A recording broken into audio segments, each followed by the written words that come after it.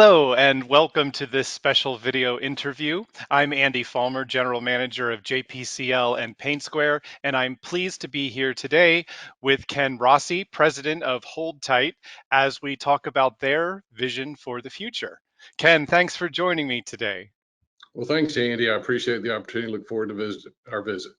Absolutely. Now, I'd like to get started by just simply asking, what are your expectations about the future of the protective and marine coatings industry? Well, I've got several thoughts on that.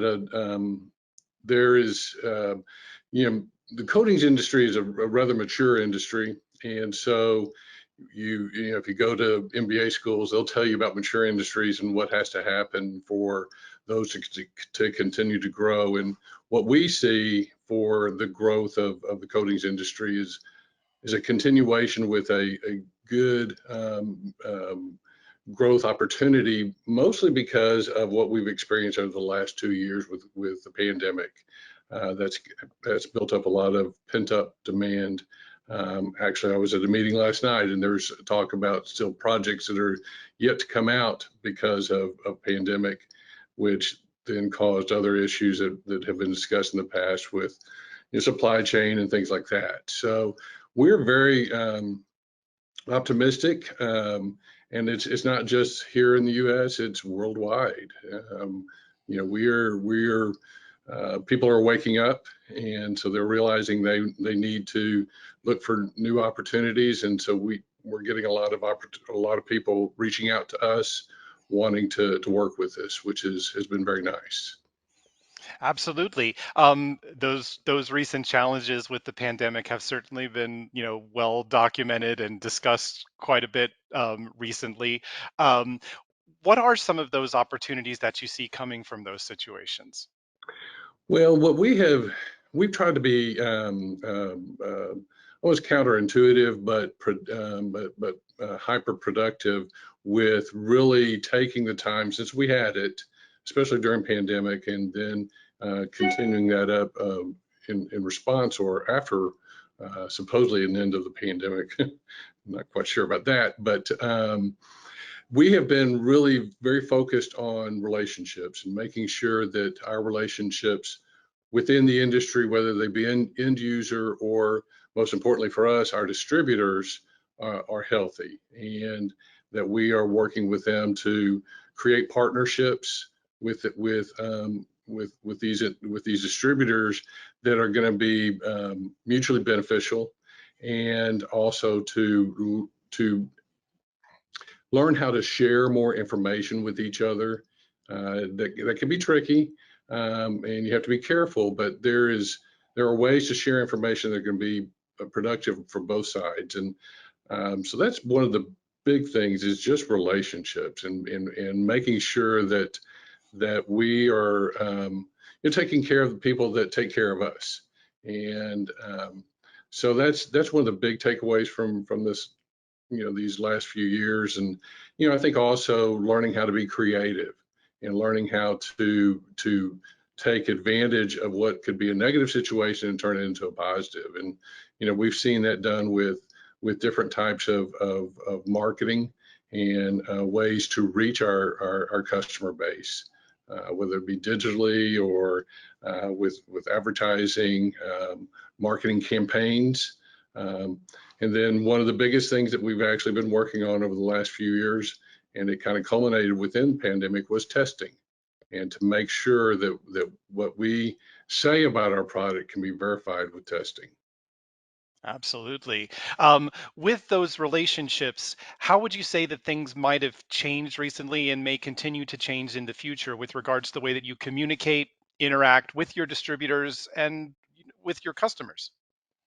Yeah, it's what we developed during pandemic and have attempted to continue is just direct contact. We live in a world that honors and prizes the opportunity just to text people, to send them emails, but a simple phone call actually goes a long way. And so, kind of getting back to the basics.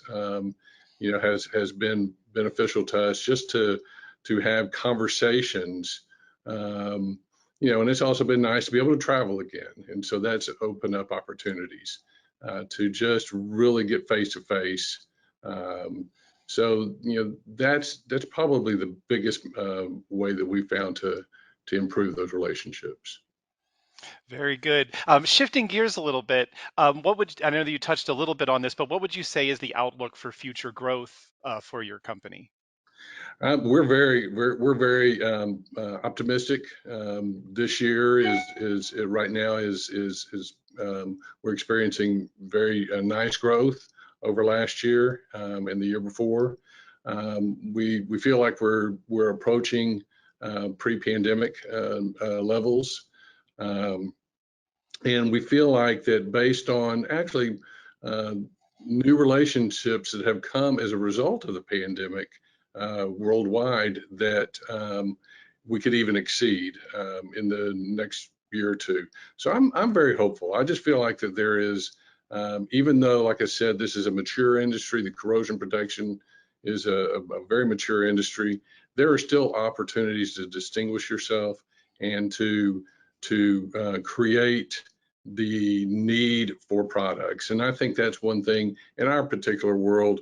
There has been, we still battle, this is the way we've always done things, kind of mentality.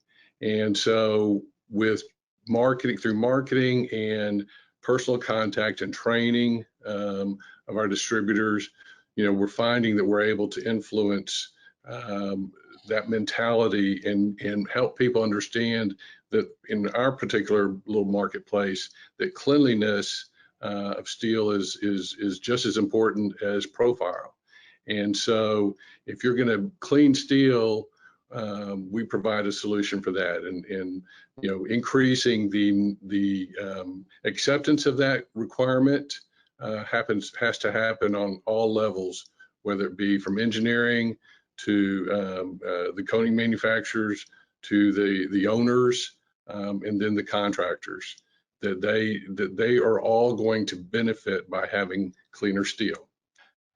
Well, thanks, Ken. There definitely is a lot to look forward to and be optimistic about for Hold Tight and for the industry in general. Before we wrap up, what else would you like the JPCL audience to know about Hold Tight and your vision for the future? Yeah, well, I appreciate that. You know, really for the last 5 or 6 years, we've been focused on testing. And I feel like that is something that is necessary for the entire industry. It's very easy to tout that your product can do a certain thing, but until you have it tested and verified, it's hard to expect customers or potential users of your products to completely believe. And we operate in a industry that is known for testing, and it is known for accuracy as best as possible to be accurate.